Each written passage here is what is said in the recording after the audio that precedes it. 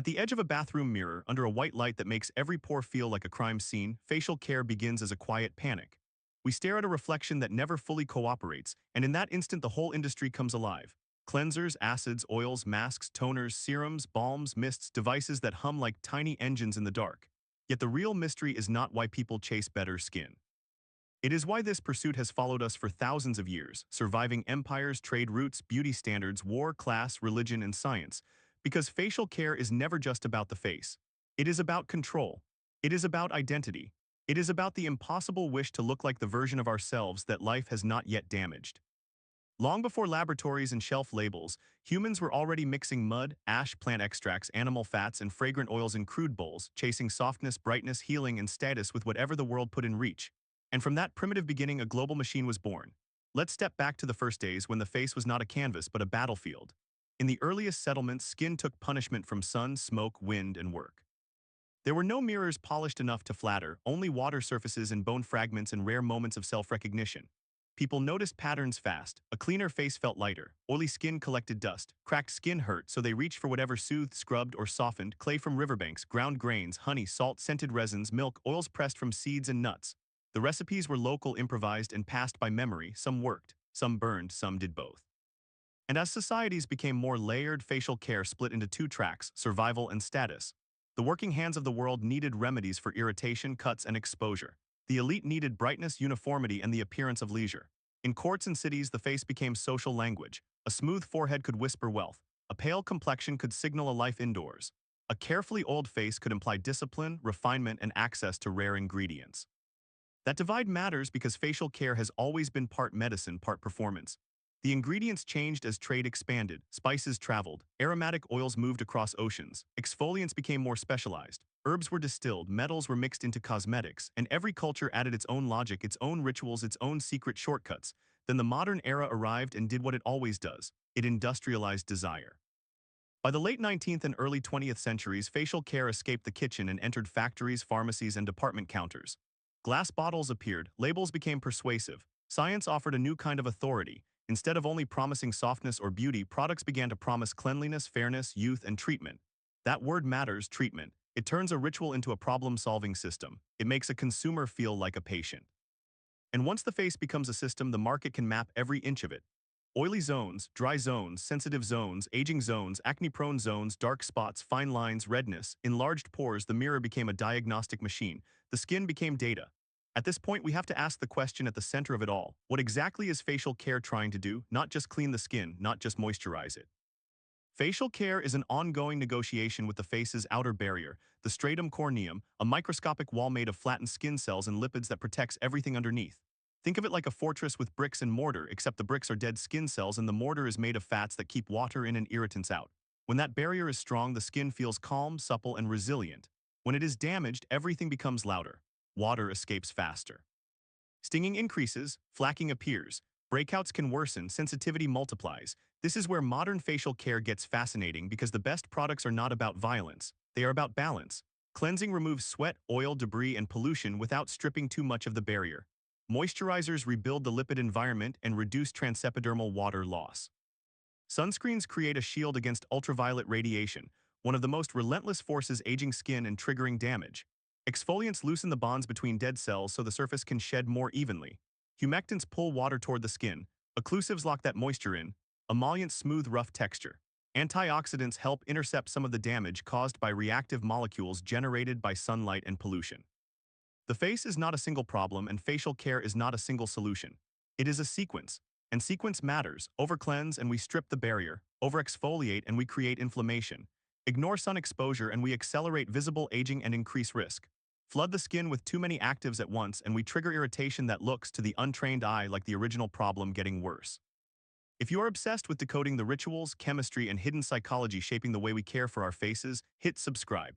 Now back to the machine. The modern facial care routine is often presented as elegant and effortless, but behind the cabinet door it is a small operating system built from compromise. First comes cleansing, because every routine has to start by removing the residue of being alive. Oil, sunscreen, airborne grime, makeup, sweat.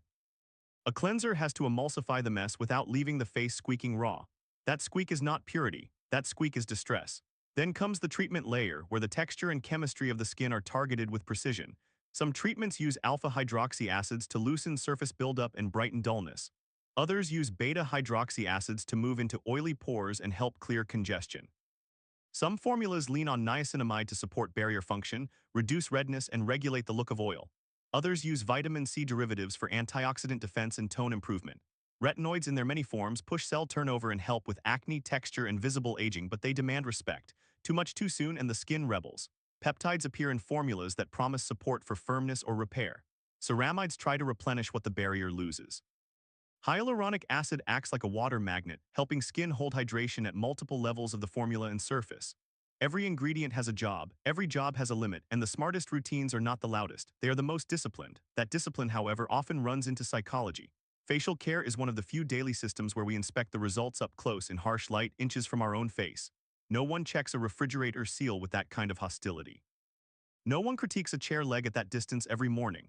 The face gets judged under magnification because it carries social meaning. It is the part of us other people see first. It is tied to age, health, sleep, confidence, and even trust, so every tiny change can feel monumental. A breakout before an interview, dryness before a photograph, redness before a date, a new wrinkle after a hard year. Facial care exploits that vulnerability, but it also answers it. That is its power. It gives us a ritual that feels like action in a world that often gives only chaos. The nightly sink ritual becomes a private ceremony.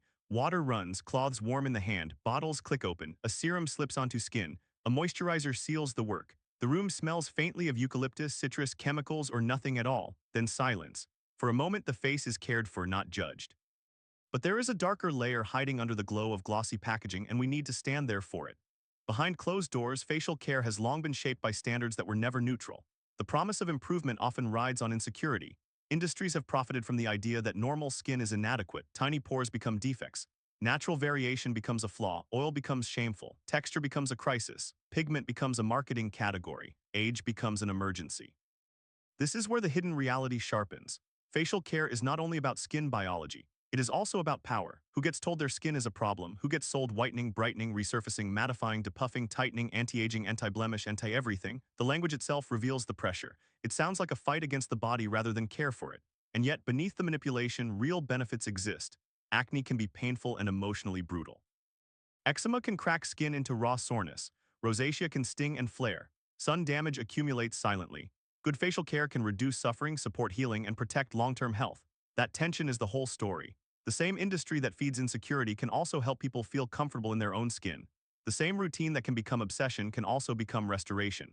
We live in a time when facial care has gone fully scientific and fully emotional at once. We have pH-balanced cleansers, broad-spectrum sunscreen filters, barrier repair moisturizers, micellar waters, oil cleansers, acid toners, overnight masks, sheet masks, clay masks, sleeping packs, retinoid formulas, microbiome-friendly claims, fragrance-free lines, dermatologist-style routines, minimalist routines, maximalist routines, and a constant stream of advice from every direction. One voice says more steps. Another says fewer. One insists on active ingredients. Another warns that overloading the skin causes damage. In truth, both can be right. The face is not a moral test. It is living tissue. Context changes everything. Climate matters, humidity matters, age matters, hormones matter, sleep matters, stress matters, diet matters in complicated ways. Genetics sets the starting line, but daily habits write the margin notes. That is why facial care resists easy commandments. What heals one face can inflame another. What gives one person a glow can give another a rash.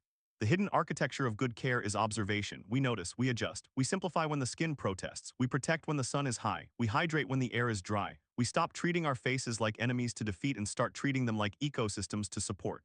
And here is the deeper legacy. Facial care has become one of the most intimate sciences in ordinary life. It is not a hospital procedure, not a luxury reserved for the rich, not a purely aesthetic indulgence. It sits in the daily routine right there beside brushing teeth and making coffee. It has crossed from ritual to routine, from medicine to marketing, from survival to self-expression. It has also changed the way we think about aging, beauty, and self-worth. Some of that change is liberating. Some of it is exhausting. The best future for facial care is not a future where we chase impossible perfection. It is a future where products become safer, simpler, more evidence-based, more inclusive, and less cruel. A future where the face is protected, not policed, where routines are built around skin health first and shame never, where science keeps improving the formulas but culture stops treating every line like a failure. Because in the end, facial care is about more than appearance. It is about how we meet the world in the skin we have been given. Every cleanser, every moisturizer, every layer of sunscreen is a tiny decision about how we want to live inside our own reflection. And maybe that is why this subject refuses to disappear. It is personal. It is ancient. It is technical. It is emotional. It is universal. We all have a face. We all look at it. We all ask it to carry us through one more day. So if you want more stories that reveal the hidden systems shaping everyday life, the science behind the rituals we trust, and the strange history behind the things we do without thinking, subscribe and join us. Because the next time you stand in front of that mirror, the story looking back may be deeper than skin.